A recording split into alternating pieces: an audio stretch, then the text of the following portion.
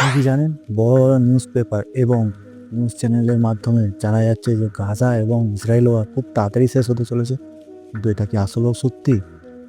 না পশ্চিমী দেশের কোনো ষড়যন্ত্র? তো দেখার জন্য, জানার জন্য ভিডিওটা শেষ অবধি দেখুন। তো চলুন ভিডিওটা স্টার্ট করি। আপনারা জানেন ৭ই অক্টোবর ২০২৩ সালে যে যুদ্ধটা শুরু হয়েছিল গাজা এবং ইসরায়েলে, সেটা প্রায় ১.৫ বছরের উপরে হতে চলেছে।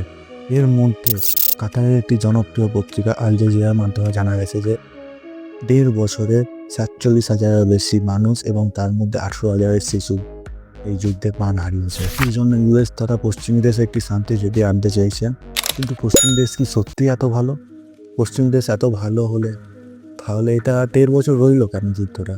এটা ১ বছর বা ৬ মাসের মধ্যেই শেষ করে দেওয়া উচিত ছিল। আর যে পরিস্থিতিটা যে সেটা ৬ মাস আগেই আনা উচিত ছিল। রহস্যটা হলো এখানেই। কারণ মিডল ইস্টে অনেক প্রজেক্ট আছে পশ্চিমী দেশ তথা ইউএসএ। সেটা এই যুদ্ধের জন্য ব্যবহৃত হচ্ছে। তার মধ্যে একটা বড় প্রজেক্ট হলো আইম্যাক করিডোর। আর এই আইম্যাক করিডোরটা এই ওয়ারের জন্য ব্যবহৃত হচ্ছে। আসলে পশ্চিম দেশ নিজের প্রজেক্টের জন্য ভাবুক বা গাজার জন্য ভাবুক, আসলে এই শান্তিজুড়িটা আসলে সবাই শান্তি পাবে। বিকজ এত প্রায় ৫০,০০০-এর কাছাকাছি মানুষ যে মৃত্যু লাভ করছেন, এটা বন্ধ হবে। তো হ্যাঁ, অবশ্যই এটা আনা উচিত। সে যারই স্বার্থ থাকুক না কেন, এটা দুনিয়ার জন্য খুব ভালো হবে আর এটা খুব তাড়াতাড়ি আনা উচিত। আপনাদের কি মত?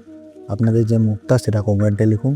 আর চ্যানেলে যদি ফার্স্ট টাইম আসেন তাহলে সাবস্ক্রাইব করে দিন আর লাইকটাও করে দিন।